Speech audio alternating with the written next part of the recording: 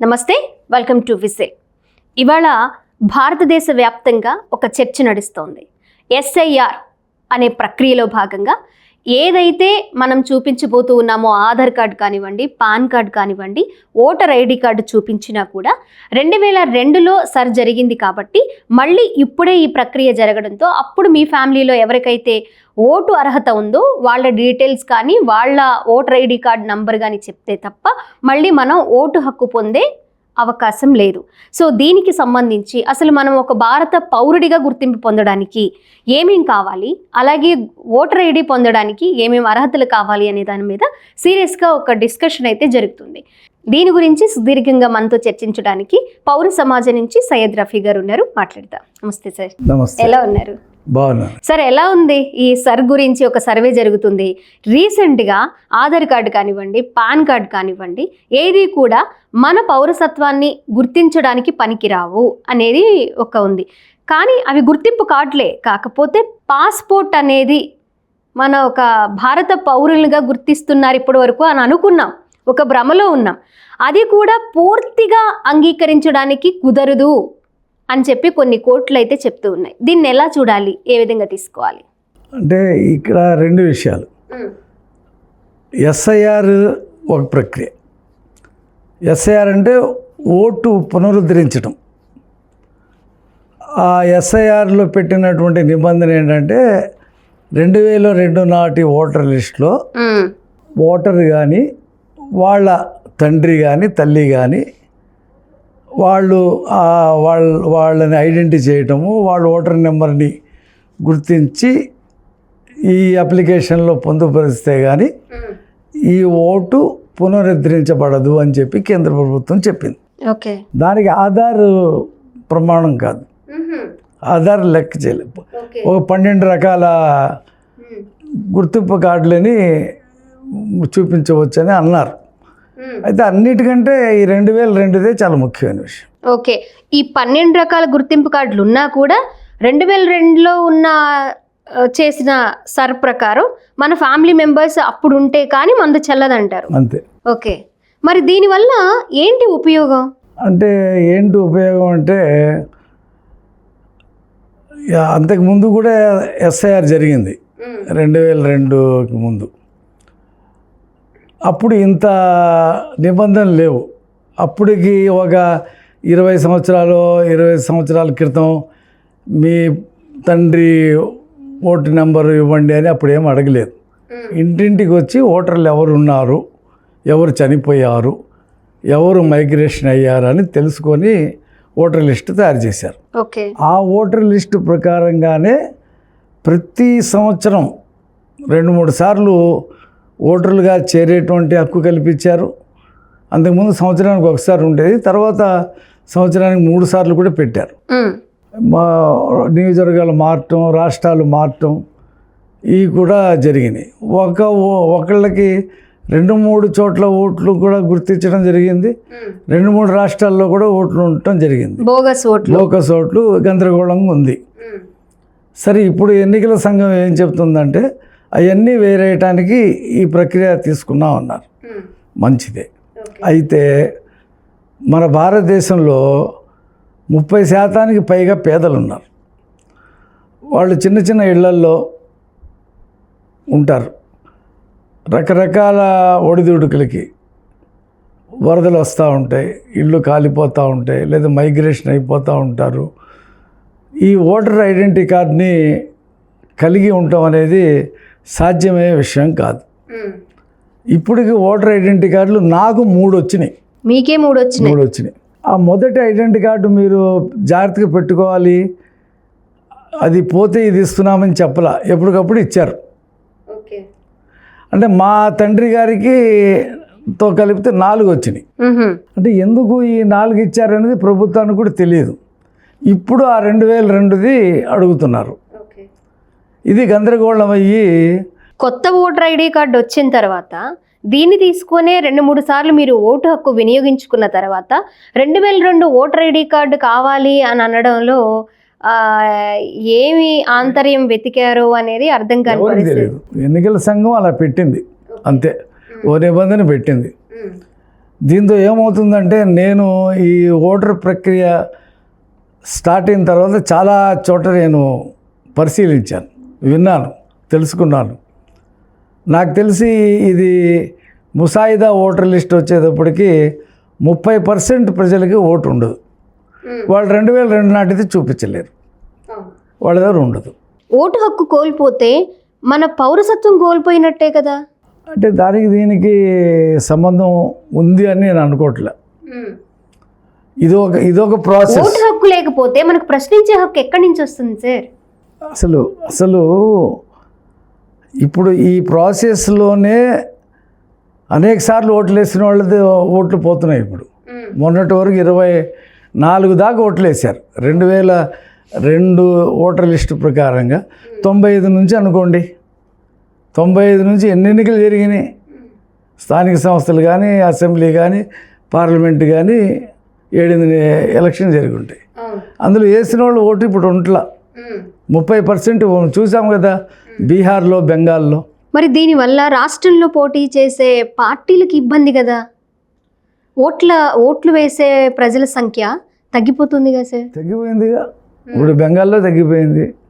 30 లక్షల మంది ఓటర్లని ఎబెన్స్లో పెట్టారు, వితౌట్లో పెట్టారు. ఒక 60 లక్షల మందిని తొలగించేశారు. ఆ 30 లక్షల మంది ఓట్లని వెరిఫై చేసి వాళ్ళకి ఓట్లు ఇవ్వండి అని చెప్పి కొంతమంది జడ్జీలని నియమించింది సుప్రీంకోర్టు. రాష్ట్ర ప్రభుత్వాన్ని నియమించమని చెప్పింది. కొన్ని వందల్లో వేలల్లో తిరిగి ఆ 30 లక్షల మందిలో ఇచ్చారు, కొన్ని లక్షల మందికి ఇవ్వాల. సుప్రీంకోర్టు ఏముందంటే చాలా ఆశ్చర్యకరమైన విషయం, సరే ఎన్నికలు దగ్గర పడుతున్నాయి, మీరు దీని మీద నిర్ణయం తీసుకోకపోతే వీళ్ళందరూ ఓటు కోల్పోతారంటే సుప్రీంకోర్టు ఏం చెప్పిందంటే ఈసారికి పోనివ్వండి, వచ్చేసారి వేస్తారు కదా. అంటే ఈసారి వేయని వాళ్ళకి వచ్చే ఎలక్షన్స్లో ఓటు హక్కు వినియోగించుకునే అర్హత ఇస్తాం.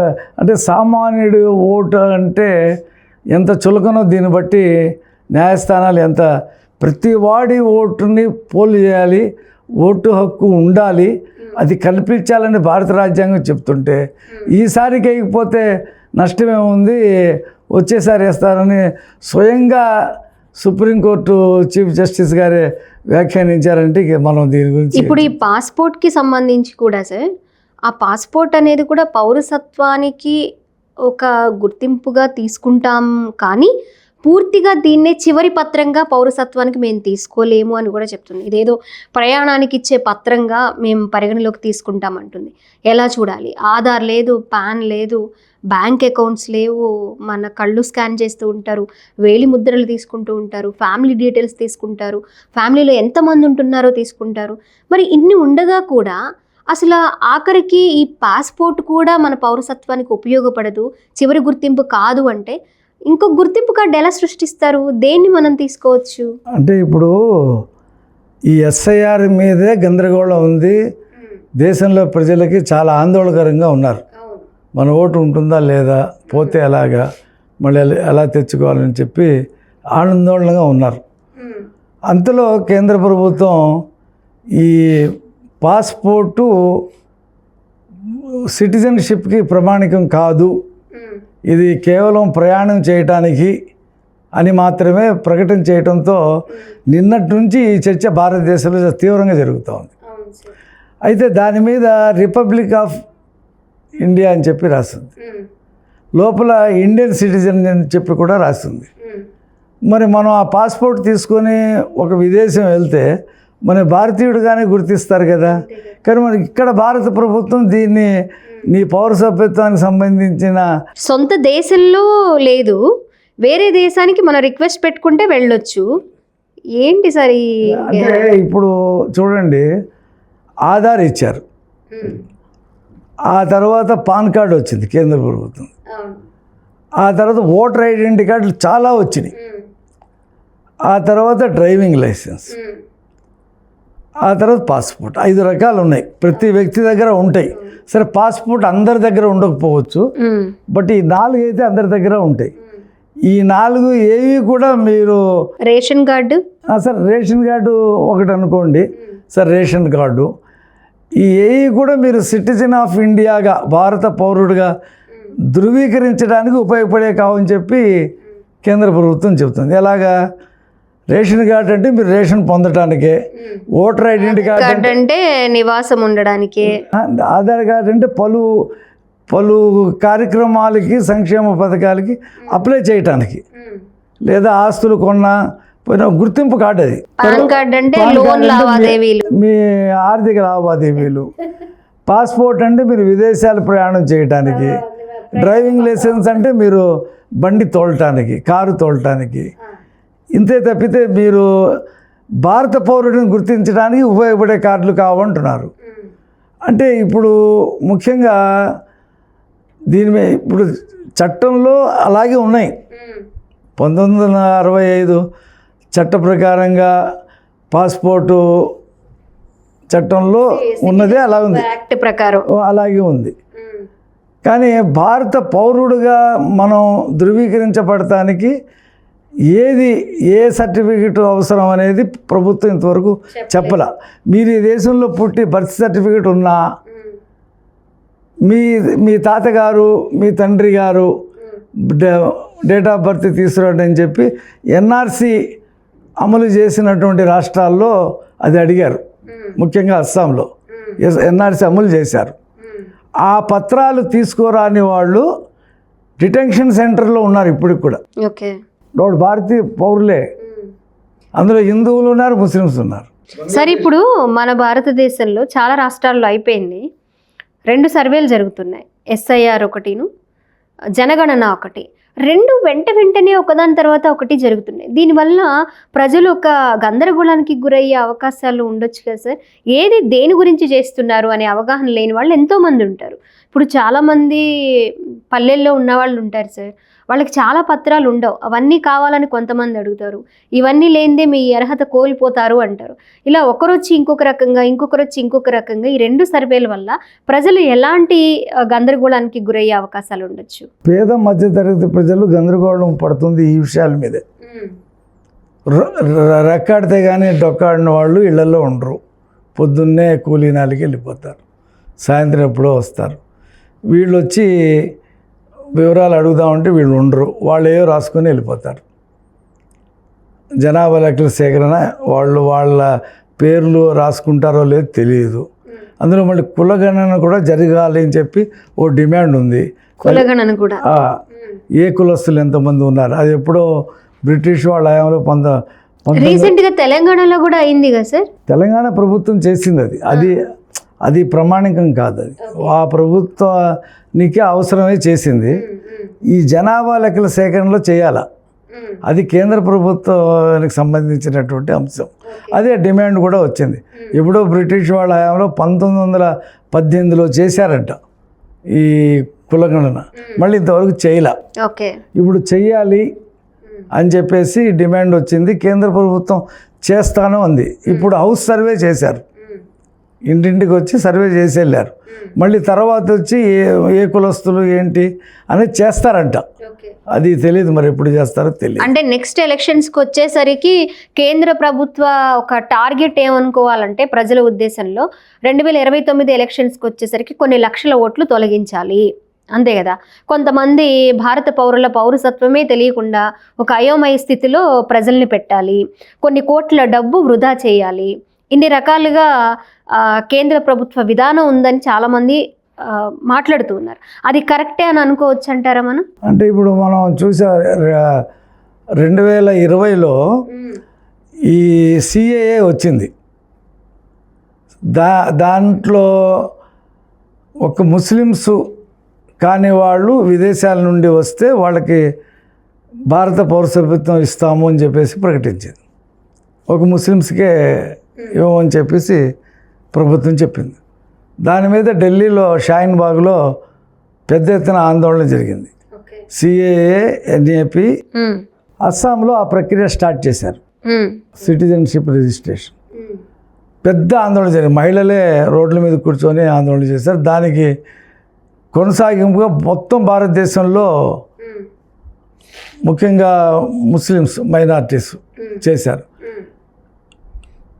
కేంద్ర ప్రభుత్వం కూడా ఆలోచనలో పడింది. అందులో కోవిడ్ వచ్చింది, ఆ ఆందోళన ఆగిపోయింది. ఇప్పట్లో మేము చేయట్లేదని చెప్పి కూడా కేంద్ర ప్రభుత్వం చెప్పింది. అది ఆగిపోయిందని చెప్పి అనుకున్నాం.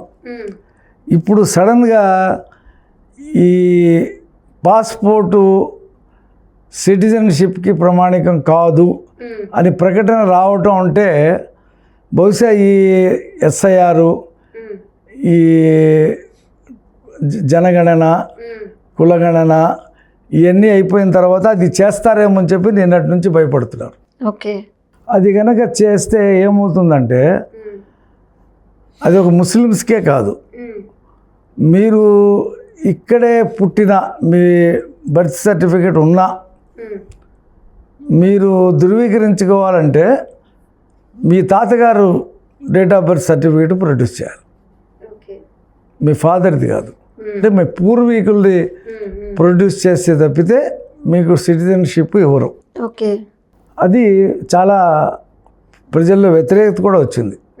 అది ముస్లిమ్స్ అయినా, హిందువులైనా, క్రిస్టియన్ అయినా చూపించవలసిందే. ఇప్పటికి అస్సాంలో ఆ పత్రాలు చూపించని చాలామంది డిటెన్షన్ సెంటర్లో ఉన్నారు. అంటే ఒక జైలు లాంటి కాంపౌండ్లో ఏరియాలో పెట్టేశారు. ఈ చూపించిన వాళ్ళు అలా పెడతారని చెప్పి అప్పుడు భయపడి చాలామంది ఆందోళన చెందారు. ఇప్పుడు దానికి దారి తీస్తుందా ఈ పరిస్థితి అని చెప్పి నాకు కూడా ఆందోళన ఉంది. ఇప్పుడు నేను మా ఫాదర్ది అంటే చూపించలేను. మా ఫాదర్ది రేషన్ కార్డు ఏదో చూపించగలను, డేట్ ఆఫ్ బర్త్ సర్టిఫికేట్ నేను చూపించలేను. అలాంటి వాటిని ఎలా ఎదుర్కోవచ్చు సార్? దానికి ఏంటి మరి చట్ట ప్రకారం ఏమైనా దారులు ఉన్నాయా? మరి చూడాలి. మరి ఇప్పుడు నేనే నా డేట్ ఆఫ్ బర్త్ సర్టిఫికేట్ అంటే నేనే చూపించలేను. నా 10th క్లాస్ సర్టిఫికేట్ చూపించమంటే చూపిస్తా. దాని ప్రకారంగానే కదా 10th క్లాస్ సర్టిఫికేట్లో రాసేది, అదే అఫీషియల్. ఆ సర్టిఫికేట్ నేను చూపించలేను.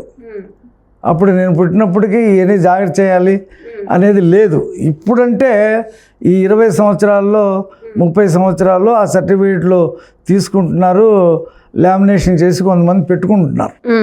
తండ్రిది తాతది చూపించటం అనేది సాధ్యమయ్యే విషయమే కాదు.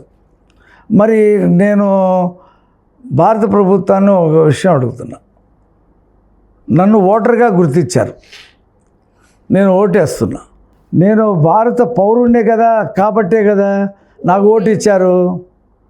నేను ఓటర్ అయినప్పుడు వేరే దేశస్తుడికి మీరు ఓటు వేసి ఒక రాష్ట్ర నాయకుల్ని ఎన్నుకోవడానికి మీరు ఉపయోగపడినప్పుడు, మీ ఓటు హక్కు ఉపయోగపడినప్పుడు భారత పౌరుడిగా ఎందుకు ఉపయోగపడలేదు ఆ ఓటు హక్కు కానివ్వండి? ఇప్పుడు ప్రశ్న ఏంటంటే, నేను ఓటర్ అండి, నేను ఓటేస్తున్నా, ప్రభుత్వాన్ని గెలిపిస్తున్నాను, ఓడిస్తున్నా. నా ఓటర్ ఐడెంటిటీ కార్డు నా పౌరసత్వానికి ప్రమాణికం కాదని ప్రభుత్వం ఎలా చెప్తుందని అంటున్నా నేను. ఇప్పుడు విదేశీయులకి ఓటు ఇవ్వరు కదా. ఇప్పుడు నేను విదేశీయుడిని కాదు కదా, నేను ఇక్కడే పుట్టి భారతీయుడినే కదా, నేను ఓటు వేస్తున్నాను కదా, నేను భారతీయుడినే కదా. అది చాలదా నేను భారతీయుడని నన్ను ధృవీకరించడానికి? మళ్ళీ ఇంకా వేరే ప్రమాణపత్రం ఏంటది? అంటే ఇంకే రకంగా తీసుకొస్తారు? ఇప్పుడు ఇన్ని ప్రూఫ్లు ఉన్నాయి సార్ మన దగ్గర. ఆధార్ కార్డు ఏమో అన్నిటికీ లింక్ చేశారు, ప్రతి దానికి ఆధార్ ఉండాల్సిందే, తప్పనిసరి చేశారు. బ్యాంకులో ఖాతా ఓపెన్ చేయాలన్నా ఆధార్ ఉండాల్సిందే, కావాల్సిందే. పాన్ కార్డు ఉండాల్సిందే, రేషన్ కార్డు ఉండాల్సిందే, డ్రైవింగ్ లైసెన్స్ ఉండాల్సిందే, బ్యాంక్ అకౌంట్ ఉండాల్సిందే, మన వేలి ముద్రలు ఉండాల్సిందే, కన్ను తీసుకుంటున్నారు. ఇవన్నీ తీసుకున్న తర్వాత కూడా ఇంకేదో మన దగ్గర నుంచి పౌరసత్వ గుర్తింపు కావాలి అంటే దేన్ని ఎలా సృష్టిస్తారు? దాన్ని ఆ పౌరసత్వ గుర్తింపు కార్డు అంటే ఇంకెలా ఉంటుందో అదే ప్రభుత్వాన్ని అడుగుతుంది. ప్రభుత్వాన్ని చెప్పమంటుంది కూడా అదే. ఒకవేళ ఉంటే కేంద్ర ప్రభుత్వం వచ్చి 10 సంవత్సరాలు అయింది కదా, మరి అంతకుముందు ఎందుకు ఇవ్వలేదు? ఈ 10 ఏళ్లలో ఎందుకు ఇవ్వలేదు అంటారు అలాంటి పౌరసత్వ గుర్తింపు? ఇప్పుడు సిటిజన్ కార్డు ఒకటి ఇష్యూ చేయండి, మనం అడుగుతున్నాం. ఇప్పుడు మీకు ఉపయోగపడుతుంది అంటున్నారు కదా, కొత్తగా ఒకటి సిటిజన్ కార్డు ఒకటి మీరు ఇష్యూ చేయండి. చంద్రబాబు నాయుడు గారు ఫ్యామిలీ కార్డు ఒకటి ఇష్యూ చేస్తానంటున్నాడు, కుటుంబ కార్డు. మరి అది కూడా పనిచేయదు. ఇది ఈ పౌరసత్వానికి అది కూడా పనిచేయదు. సార్, మీరు పౌరసత్వ కార్డు ఒకటి ఇష్యూ చేయమనండి అని మీరు అన్నారు కదా, ఆ పౌరసత్వ కార్డు ఇవ్వడానికి కూడా ఇప్పుడు మీరు ఏదైతే 20 కార్డులు చెప్పారో అవన్నీ తీసుకొని మళ్ళీ పౌరసత్వ కార్డు ఇస్తాడు కదా. అదే ఇలాగే మీరు ఎన్ని కార్డులు కావాలంటే అన్ని కార్డులు తీసుకోండి, కానీ మా తాత డేట్ ఆఫ్ బర్త్ సర్టిఫికెటు, మా తండ్రి డేట్ ఆఫ్ బర్త్ సర్టిఫికెటు, లేదా మా ముత్తాత డేట్ ఆఫ్ బర్త్ సర్టిఫికెట్ అడిగితే మేము ఇవ్వలేము. మేము ఓటర్లు కాబట్టి, మేము పౌరులం కాబట్టి, ఇక్కడ పుట్టినటువంటి దాఖలాలు ఉన్నాయి కాబట్టి మాకు సిటిజన్షిప్ కార్డు ఇవ్వమని చెప్తున్నాం. మా పాస్పోర్ట్దే మా సిటిజన్షిప్ కార్డు అని మేము అనుకోవట్లా. మీరు కూడా చెప్పారు కదా, యాక్ట్ కూడా అలాగే ఉంది కదా. ఇప్పుడు మనం విదేశాలకు వెళ్తున్నామండి, అమెరికా, అక్కడ గ్రీన్ కార్డు అమ్ముతున్నాడు ట్రంప్ ₹1,00,00,000. ₹1,00,00,000 ఎవరు కడితే వాడికి ఇస్తున్నాడు. అక్కడ విదేశీయుడు కాకపోయినా అమెరికన్ కాకపోయినా, ఇండియన్ అయినా శ్రీలంక వాడైనా ₹1,00,00,000 కడితే వాడు గ్రీన్ కార్డు ఇస్తున్నాడు. 5 సంవత్సరాల తర్వాత అమెరికా సిటిజన్ అయిపోతాడు వాళ్ళు అప్లై చేసుకుంటే. ఇప్పుడు బ్రిటన్లో ఉన్నారనుకోండి, వీసా మీద వెళ్తారు. 3 years అయిన తర్వాత ఇంకో 2 years కోసం వీసా ఎక్స్టెన్షన్ చేసుకుంటారు. 5 years అయిన తర్వాత వాళ్ళు అప్లై చేసుకోవచ్చు. 5 సంవత్సరాల నుంచి ఇక్కడ మేము ఉంటున్నామంటే వాళ్ళకి ఓటు హక్కు ఇస్తారు, సిటిజన్షిప్ కూడా ఇస్తారు. మరి ఇక్కడ పుట్టి పెరిగి 30-40 సంవత్సరాల నుంచి 70 సంవత్సరాల నుంచి ఉంటున్న వాళ్ళు కూడా మీరు సిటిజన్షిప్కి ఈ కార్డులు ఏ పని చేయవు అంటే అసలు ఏంటి, అసలు ప్రభుత్వం ఏం చెప్పొద్దని చెప్పి అందరూ ఆందోళన చెందుతున్నారు నిన్నటి నుంచి. అవును, ఇదొక వైపు అయితే ఈ SIR ఒకవైపే SIRలో ఓటు ఉంటుందా పోద్దా అని ఒక ఆందోళన. ఇప్పుడు ఈ మళ్ళీ చేస్తారా, చేస్తే మీ ఎన్ని ఎక్కడ తీసుకొస్తామని చెప్పి నిన్నటి నుంచి ఆందోళన. ఓకే సార్, ప్రజల్లో ఒక కన్ఫ్యూజన్ అయితే ఖచ్చితంగా ఉంది. మీరు అడిగే ప్రశ్నలే వాళ్ళల్లో కూడా ఉన్నాయి, ఇప్పటికీ చాలా మందిలో కూడా అదే కన్ఫ్యూజన్ ఉంది. దానికి ఒక సొల్యూషన్ రావాలని మనము కోరుకుందాం. ఇప్పుడు ఈ ప్రక్రియ ఎంత చూస్తూ ఉంటే మళ్ళీ తిరిగి NRC ఇంప్లిమెంటేషన్ చేస్తారేమో అనేటువంటి భయం అయితే నిన్నటి నుంచి ప్రజల్లో వ్యాపింపింది. ఎలా దీన్ని ఎదుర్కోవటం ఎలాగనేది సమస్య. ఇప్పుడు ఓటర్గా ఉంటున్నామా లేదా అనేది ఒక ఆందోళన అయితే, ఈ NRC వస్తే మనం ఎలాగా దాన్ని ప్రూవ్ చేసుకోవాలా, పౌరసత్వం. ఒకవేళ NRCలో మనం ప్రూవ్ చేసుకోకపోతే డిటెన్షన్ సెంటర్కి వెళ్ళిపోవటమేనా, అసలు ఏంటిది, ఏం జరగబోతుంది? త్వరగా ఏదైనా సొల్యూషన్ రావాలని కోరుకుందాం సార్. నిజంగా చాలా కన్ఫ్యూజన్ ఉంది. మనమైతే జస్ట్ డిస్కస్ చేసుకున్నాం, కానీ మీలోనూ నాలోనూ కూడా అవే భయాలు ఉన్నాయి ప్రజలందరితో పాటు. సో ఓటు హక్కుని సాధ్యమైనంత వరకు కూడా మీరు మీ ఫ్యామిలీ మెంబర్స్ ఎవరైతే 2002లో ఉన్న వాళ్ళు ఎవరైతే ఉన్నారో వాళ్ళు రెడీగా పెట్టుకోండి. మీ ఓన్గా, అంటే ఆల్రెడీ మీకు అప్పుడు ఉంది, ఇప్పుడు మార్చుకోవాలనుకుంటే ఆ ఇప్పుడున్న ఓటర్ ID కార్డు కూడా చూపించాల్సి వస్తుందేమో మేబీ. ఇలా 3 రకాల సర్వేలు ఏవో జరుగుతున్నాయి. వాటన్నిటి కూడా ప్రజలందరూ సిద్ధంగా ఉండాలి. మీ పౌరసత్వాన్ని కోల్పోకుండా, మీ ఓటు హక్కుని కోల్పోకుండా, మీ ప్రశ్నించే హక్కుని కోల్పోకుండా ప్రజలందరూ ఉండాలని కోరుకుంటూ థ్యాంక్ యూ.